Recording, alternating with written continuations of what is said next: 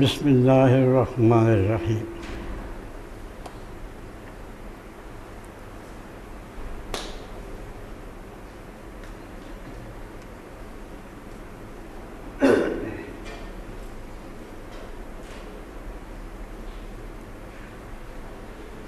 عن ابی ہریرہ رضی اللہ تعالی عنہ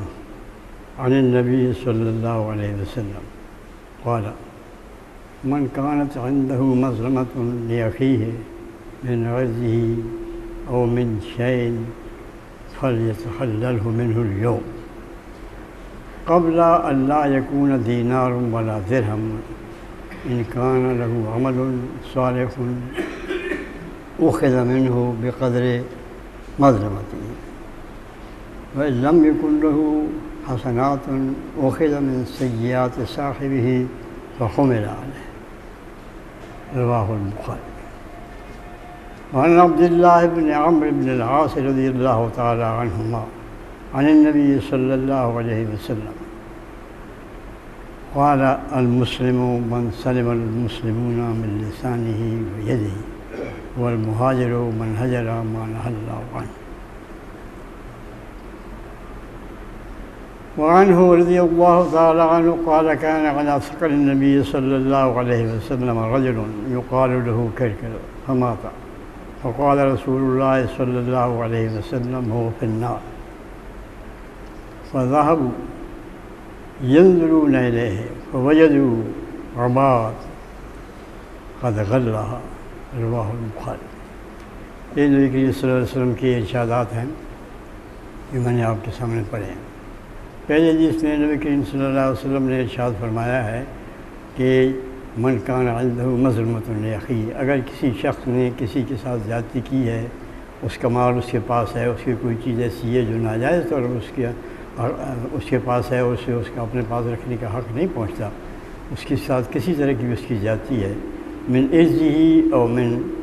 شیء، اس کی کسی بھی اس کی عزت سے آبرو سے تعلق ہے اس کی زیادتی کا، یا کسی اور چیز سے ہے، مادی چیز سے ہے، تو فلیتحللہ منہ اليوم، تو اسے آج ہی اس کے ساتھ جو ہے نا اس سے معاملہ کر لے اور اس سے وہ حلال کروا لے، اس کے لیے جس طرح سے بھی اس کو راضی کر سکتا ہے اس کو کرے،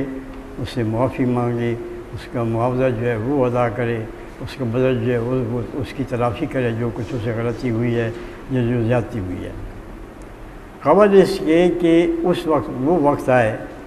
جب اس کے پاس دینار نہ ہوگا، نہ اس کے پاس روپیہ ہوگا، نہ اس کے پاس پیسہ ہوگا۔ یعنی جس شخص کے پاس کسی کی کوئی دولت ہے، کہ زیادتی سے کسی کی کوئی چیز اس نے اپنے پاس رکھی ہوئی ہے یا دے لی ہے، یا اس کی کسی کی عزت اور آبرو جو ہے اس پر اس نے ہاتھ ڈالا ہے، اس کے ساتھ کچھ زیادتی کی ہے، اس کی بے آبروئی کی ہے، تو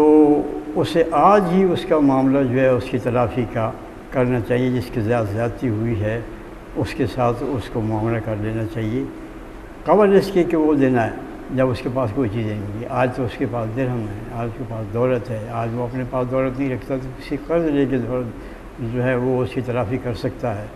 اس کے پاس یہ موقع موجود ہے مرنے سے پہلے کہ وہ اپنے جو مظلوم ہے، جس کی اس نے زیادتی کی ہوئی ہے، جس کی بے آبرو کیا ہے، اس کو وہ کسی طرح سے اس کی جو ظلم ہے اس کی تلافی کر دے۔ لیکن کل جب اس کے پاس کوئی درہم اور دینار نہیں ہوگا، کوئی روپیہ پیسہ نہیں ہوگا، تو اس وقت کیا ہوگا؟ اس کے وقت یہ ہوگا کہ اس کے پاس عمل صالح ہوگا، نیک عمل ہوگا، تو وہ اس سے لے کر، کیونکہ دینار اور درہم تو ہوگا نہیں کہ وہ کہے گا اچھا جی آپ کے میں نے 100 روپے دینے ہیں، میں آپ کو 200 روپے دیتا ہوں، وہاں تو 100 روپیہ کیا 100 روپیہ 1 روپیہ بھی اس کے پاس نہیں ہوگا۔ تو اس کے پاس اگر نیک عمل ہوگا تو وہ اس سے لے کر جو اس کی مظلمت، جو اس کی زیادتی ہے اس کے برابر لے کر اس کو دے دیا جائے گا جس کے ساتھ اس نے زیادتی کی ہے۔ دیکھیے وہاں جب کہ خود اس آدمی کو عمل صالح کی ضرورت ہوگی، نیک عمل کی ضرورت ہوگی اپنی بخشش کے لیے، اللہ تعالیٰ کے غضب سے بچنے کے لیے، دوزخ میں جانے سے بچنے کے لیے اور جنت میں داخل ہونے کے لیے، تو عمل صالح کی ہی کنجی ہے نا۔ وہ چیز جو ہے جو اس کے لیے اس وقت سب سے زیادہ ضروری چیز ہے، وہی اس سے لے کر اس کو دے دی جائے گی جس کے ساتھ اس نے زیادتی کی تھی۔ من لم یکن لہ حسنات اخذ من سیئات صاحبہ، اور اگر اس کے پاس اس نے کوئی نیکی نہیں کی ہے، اس کے نامہ اعمال میں برائیاں ہی برائیاں ہیں، تو پھر یہ نہیں کہ اب اس کے پاس تو کوئی نیکی ہے نہیں، اس کو چھوڑ دیا جائے، نہیں، جو اس کا جس کے ساتھ اس نے زیادتی کی ہے اس کی جو برائیاں ہیں وہ اس پر لاد دی جائیں گی۔ اب دیکھیے، اب وہ تو اس بات کے لیے محتاج ہے کہ اس کا کوئی بوجھ اٹھائے، لیکن اس کا بوجھ اٹھانے، اپنا کسی پر بوجھ ڈالنے کی بجائے وہ جس کے ساتھ اس نے زیادتی کی ہے اس کا بوجھ ہے، اس کی برائیاں جو ہیں وہ اس پر ڈال دی جائیں گی۔ اس کے پاس پہلے برائیاں کم کیا تھیں، وہ تو سارا نامہ اعمال ہی برائیوں پر مشتمل تھا، لیکن اس کے ساتھ مزید یہ ہوگا کہ جس کے ساتھ زیادتی کی ہے اس کی جو برائیاں ہوں گی، اس کے جو گناہ ہوں گے وہ بھی اس پر ڈال دیے جائیں۔ اب آپ یہ دیکھ لیجئے کہ اس میں نبی کریم صلی اللہ علیہ وسلم کے ارشاد میں ہم کہاں پہنچے، اپنے آپ کا جائزہ لینا چاہیے کہ ہم نے جو اپنے رویے میں آج یہاں پاکستان اور پاکستان کے باہر اہل اسلام جو ہیں، جن کو یہ دعویٰ ہے کہ ہم اسلام کے پیرو ہیں، اس بات، اس ارشاد نبی کریم صلی اللہ علیہ وسلم کے مطابق کہاں تک ہے؟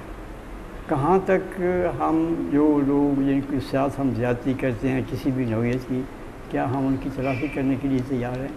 کیا ہم یہ سوچتے نہیں ہیں کہ یہ جب آنکھیں بند ہو جائیں گی اس کے بعد تو پھر کوئی تلافی کا موقع ہی نہیں رہے گا، تو کیا پھر ہم کیا کریں گے؟ اس وقت کیا کریں گے؟ ہماری نیکیاں ان کے اس کو دے دی جائیں گی، اگر نیکی ہماری نہیں ہوگی تو اس کی برائیاں ہمارے اوپر لاد دی جائیں گی، تو وہ تو گویا جہنم در جہنم اور جہنم کا موقع ہوگا۔ اس وقت ہمارے پاس یہ موقع ہے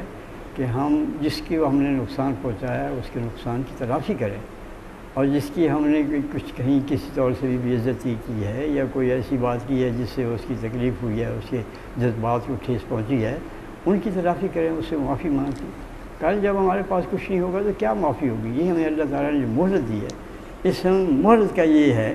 کہ اللہ تعالیٰ کے نبی نے ہمیں اس پر متوجہ کیا ہے کہ یہاں جو کچھ کرنا ہے کر رہے ہیں، آخرت میں تو پھر کچھ نہیں ہوگا، وہاں تو کچھ دینے کے لیے ہوگا ہی۔ اسی طرح اب اسی کے ساتھ ارشاد نبی کریم صلی اللہ علیہ وسلم کی یہ دوسرا جو یہاں پڑھا عبداللہ بن عمر کی رضی اللہ تعالیٰ عنہ، کہ مسلمان وہ ہے جس سے من سلم الناس، جس کی زبان سے اور ہاتھ سے، یہاں ناس کا لفظ ہے، بعض روایت میں مسلم کا لفظ ہے، تو اس ارشاد کا مطلب یہ ہے کہ مسلمان وہ ہے جس کے ہاتھ سے اور جس کی زبان سے لوگ محفوظ رہیں، نہ اس کی زبان سے کسی کو ناجائز تکلیف پہنچے، نہ اس کی طاقت جو ہے وہ اس کے استعمال کر کے کسی اس کا زیادتی کرے، کسی کو نقصان پہنچائے۔ تو گویا پہلی تو بات یہ ہے کہ مسلمان ہونے کی علامت ہی یہ ہے، مسلمان ہونے کی شناخت ہی یہ ہے کہ اس کی زبان اور اس کی ذات سے کسی کو کوئی تکلیف نہ پہنچے۔ اب یہ لیکن اگر کوئی اس درجے کا مسلمان نہیں ہے کہ کسی کے اس کے ہاتھ سے یا اس کی زبان سے کسی کو تکلیف نہ پہنچے، اور کسی کو اس کے ہاتھ سے تکلیف پہنچ گئی یا اس کی زبان سے کسی کو تکلیف پہنچ گئی، تو پھر اس کا دوسرا درجہ یہ ہے کہ اس کی تلافی وہ کرے، اسی دنیا کے اندر وہ تلافی کرے، تاکہ آخرت میں وہ جو ہے وہ اس سے بچ جائے۔ اسی طرح مہاجر جو ہے میں ایک جگہ سے دوسری جگہ جانے کا نام نہیں ہے، بلکہ وہ یہ ہے کہ اللہ تعالیٰ نے جن چیزوں کو منع فرمایا ہے، جن چیزوں سے روکا ہے،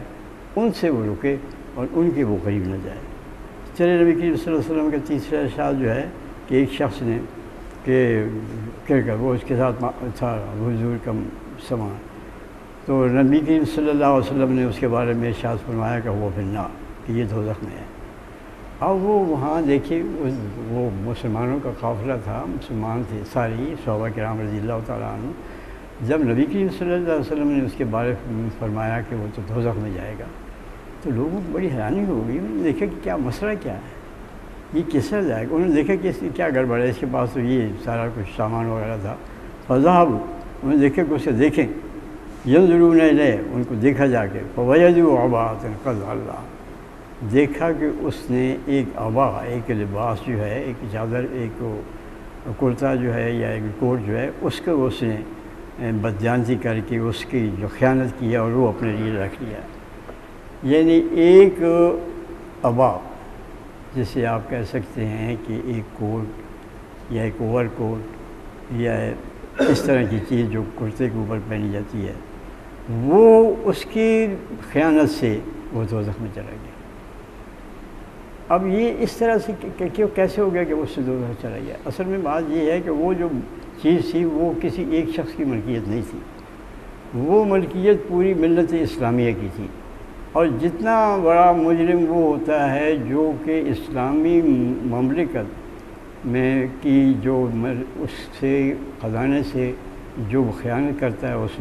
اس سے بڑا کوئی مجرم اس لیے نہیں ہوتا کہ وہ ساری ملت کا مجرم ہے. وہ ہر آدمی سے کیسے معافی مانگے گا اور کس طرح سے اس کو کرے گا اس کی طرف ہی. تو اس لیے وہ جو ہے وہ دوزخ میں اس لیے ہے کہ اس نے وہ جو بیت المال کی چیز تھی جس پر سارے مسلمانوں کا حق تھا اور جو سارے مسلمانوں کی امانت تھی اس کے پاس، اس میں اس نے خیانت کی اور اس کو اپنے لیے جو ہے اس نے محسوس کر لیا. تو اب یہ دیکھیے کہ ہمارے یہاں کیا ہوتا ہے، ہم بجائے اس کے کہ اس کو سمجھیں کہ یہ سب مال جو ہے یہ عام مسلمانوں کا ہے، ہم یہ سمجھتے ہیں کہ تمام مال جو ہے وہ ہمارا ہے. ہمارے حکمرانوں کو اس کے برعکس ہی ہے. تو آج یہ ہے کہ جتنا بڑا خائن اسلامی بیت المال کی سے خیانت کرنے والا ہے، اتنا بڑا خائن کوئی نہیں ہو سکتا. آج اگر کوئی اسلامی خزانے مسلمان پاکستان کے خزانے کی سب میں خیانت کرتا ہے تو وہ 16 کروڑ انسانوں کا مجرم ہے. اس کے پاس تو وہ امانت تھی، چاہے وہ ابھی بینک ہو، چاہے وہ اسٹیٹ مل ہو یا کوئی جگہ ہو، وہ اس نے خیانت کیا. اور ہم اتنے دلیر ہیں کہ اس کو بجائے اس کے کہ اس کی نشاندہی کرنے والوں کو شاباش دیں، اسے ہم سزا دیتے ہیں. اللہ تعالیٰ ہمیں توفیق دے کہ جو امانتیں ہیں انہوں نے خیانت نہ کرے. آخر